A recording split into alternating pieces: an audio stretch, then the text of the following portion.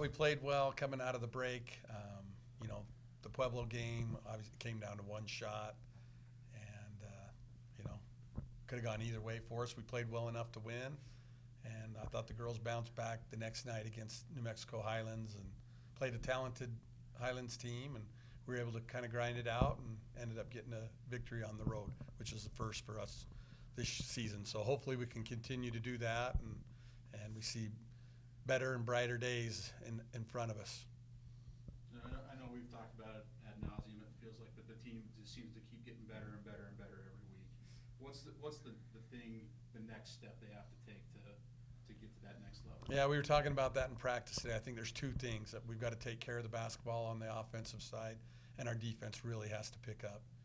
We have too many times where we're given wide open looks and breakdowns, and so on the defensive side, I just want to see that really pick up and where we're contesting shots. And like I said, with the offense, we turn it over way too many times, and we're giving up way too many points. Tia, for you this last weekend, everything seemed to come together for you this last weekend. What was different leading up to these two games this last weekend? Honestly, I think that just the preparation, getting in the gym and then locking in at practice. I think I have kind of a bad habit of spacing out sometimes, but just locking in and being prepared going into the game. And Olivia, for you, two double-doubles again this last weekend. Talk about your rebounding. I think that's what amazes a lot of people when they see you play is how you rebound. What is a couple things that you do maybe to get you to that ball all the time? Yeah, I think just always being in the mindset of every rebound and just trying to pursue every rebound as much as I can. And the times where my rebounding isn't quite where I want it to be is when my mindset tends to fluctuate. So just trying to keep that mindset of every ball. So. And Coach, looking ahead to this weekend, you have Shatter and Colorado Christian. What do you know about them? Well, I'm in two really scary teams. They play extremely hard. They got great scorers. They push the ball. Good offensive rebounding. So we got our work cut out, and we got to take care of Shattering on the first night and really prepare for them and just be ready for a gritty team. They play hard no matter what the score is, and the Powers girls playing really well this year and can score at will. So we've got to slow her down and her teammates and make sure that what we've been doing lately and how we've improved, we got to continue to do that. Questions?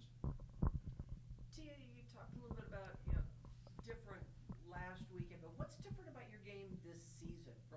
Last year you played a little bit, and it was kind of a year to kind of learn. Yeah. And then all of a sudden, here you are, you're starting, and now you're kind of being looked at to you got to contribute for us. What did you do differently from last year to this year, or is it just things make sense this year? I think a combination. It's just preparation. This summer I stayed here, got in the gym with Danny Turner, just consistently was working. This year I think I understand a lot more. From last year I got to learn from the seniors, how they played. I got to learn from Coach, and I'm still learning. So it's just preparation and watching film and just staying locked in. Olivia, this is a young team. You're kind of all in this together. Yeah. And does that help? And it looks like the last 3 or 4 weeks, you guys have gotten more of a fighter's mentality. Yeah. We're not gonna. Okay, we're down. We're gonna fight to get back in it. Is it just kind of everybody growing up together? Yeah, that's how it feels. There's not really, besides Monica, who's obviously our only senior, there's not really anyone to look to who's been there and who's done it before. And so just we're all kind of learning and growing together as we go. So yeah.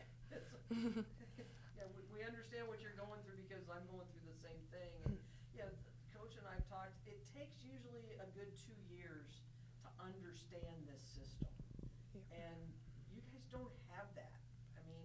Has it put more pressure on to catch up and understand? Or yeah, in a sense, but at the same time, most of the RMAC teams are kind of going through what we're going through.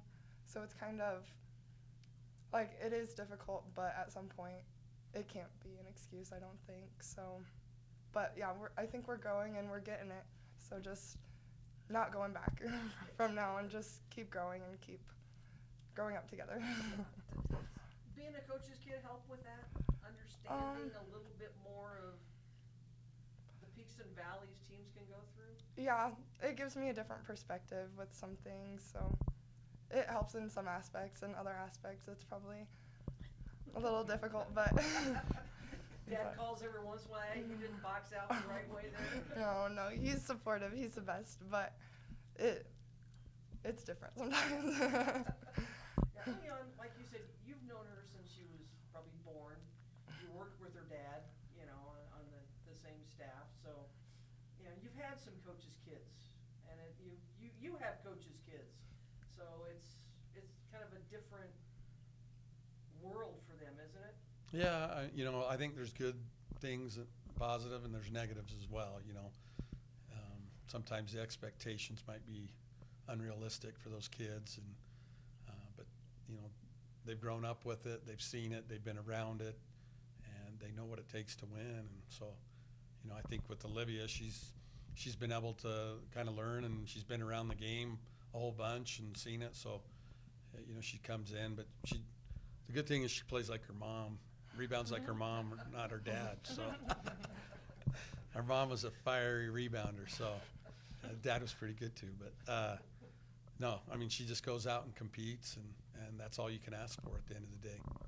Have you seen the difference on this team and just the grittiness that they've shown the last 2 or 3 weeks? That they were tired of not coming out with wins, but they understand it and they know they got to kind of dig down and together. There's a definite change.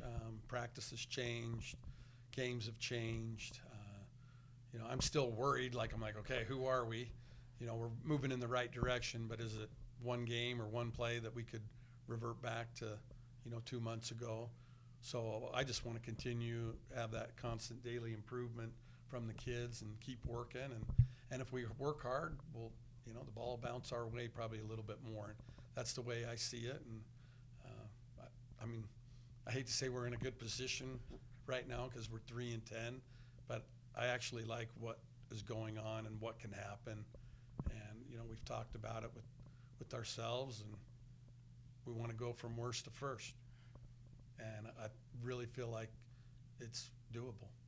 We got to play. We got to do some things in practice and in games and everything, but that's something that I think, we play well enough. We get in the RMAC tournament and we give ourselves an opportunity to, win the shootout and make the NCAA regional. So, that's why not? And why not us? And I think the girls are believing, and, I think you're going to see as each week gets a little bit closer. We've got to make a move. The season's almost over. We're less than 8 weeks away, and we've got to make a move right now. But I like what we're seeing in practice, and we have a lot of kids that are almost ready to play. And once we get everybody on the same page and they can all practice and feel comfortable with one another, I think we can make a move. Tia, you've been here, 2 whole years, and now you're a veteran on this team who's starting for the first time. Does it feel like the needle is starting to go back to what you were at last year? Because you see the talent on this team. You just don't have a whole lot of bodies to kind of help out. Yeah. I definitely feel the switch in practice and in the games. I think there's just a little bit more believing. I think that everybody's kind of bought in by now. And just like Coach said, I think if we keep working towards it, why not us? We've all kind of bought into the attitude of worst to first, and we all know that we can do it. All right, question of the week. What is your pregame hype song, go-to hype song? Anything Megan Thee Stallion. Who was that? You don't. I don't want to know. I'm probably anything Tupac. I'm a little older, I guess. One whole year older. I know. Well, I feel older. She said Megan Thee Stallion. I said Tupac. Coach, what's yours? Uh, I know the answer. I don't, whatever's on the radio when I drive in, I guess.